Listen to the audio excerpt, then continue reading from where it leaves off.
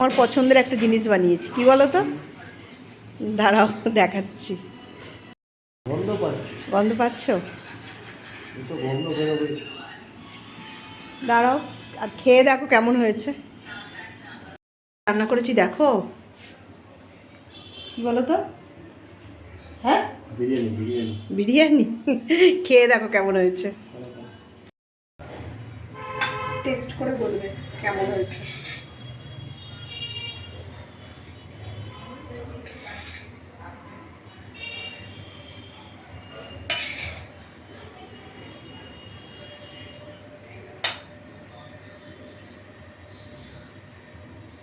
Salad দি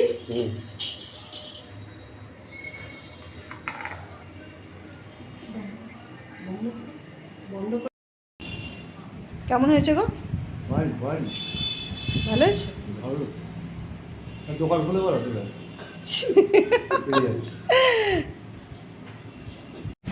কয়েকদিন ধরেই মনে হচ্ছিল যে একটু বিরিয়ানি বানাই অল্প করে। তো দেখো চিকেনও আমার ছিল বাড়িতে, তো তাই জন্য ভাবলাম আজকে অল্প করে বিরিয়ানি বানিয়ে ফেলি। ওই জন্য আমি দেখো ভাতটাও আমি তৈরি করে রেখে দিয়েছি, প্রায় 70% মতো চালটাকে আমি সেদ্ধ করেছি, খুব বেশি নরম করিনি, কেননা এটা আবার দমে থাকবে 30 মিনিট, তাই জন্য একটু হালকা শক্ত থাকবে। এই অবস্থায় ভাতটা নামিয়ে নিয়েছি। আর দেখো আমি চিকেনের কয়েকটা বড় বড় পিস রেখে দিয়েছিলাম বিরিয়ানি বানাবো বলে, আর এটাকে আমি হালকা করে রান্না করে নেবো।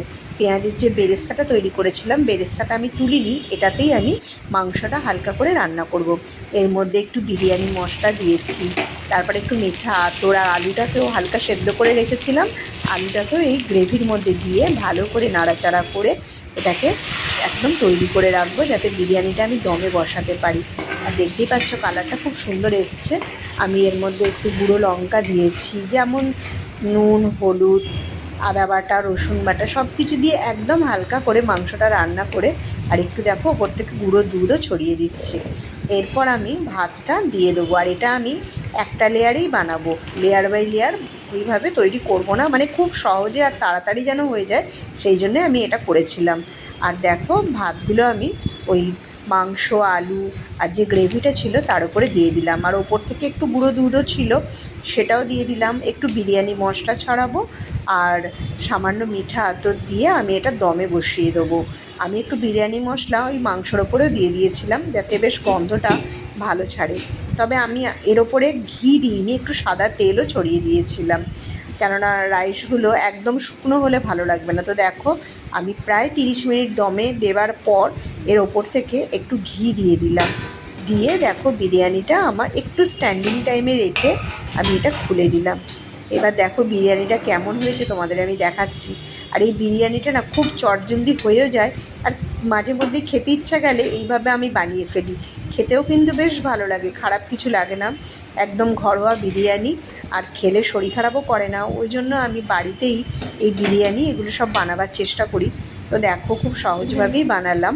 আর দেখো বিরিয়ানিটা কেমন হয়েছে, কোনো ফুড কালারও দিইনি, কিছু না, যা ঘরোয়া উপকরণ ছিল সেগুলো দিয়ে আমি বানাবার চেষ্টা করেছি। আর বিশ্বাস করো বিরিয়ানিটা দমে ছিল, তো দেখো একেবারে আগুন গরম হয়ে আছে, আর খেতেও এত ভালো হয়েছিল কি বলবো। যখনই আমি ইচ্ছা করে মাঝে মধ্যে বাড়িতে এইভাবে বানিয়ে ফেলি। তো প্রথমেই তো দেখো মেয়েকে আমি দিয়ে দিলাম, বিরিয়ানিটা আমার দমে রাখা হয়ে গেছে, আর তারপর আমিও খেয়ে দেখলাম কেমন হয়েছে। বর তো খেয়ে বললো ভীষণ ভালো হয়েছে, আর আমিও একটু মাংস, একটু আলু আর একটু পেঁয়াজের কুচি নিয়ে খেয়ে দেখলাম দারুণ হয়েছে।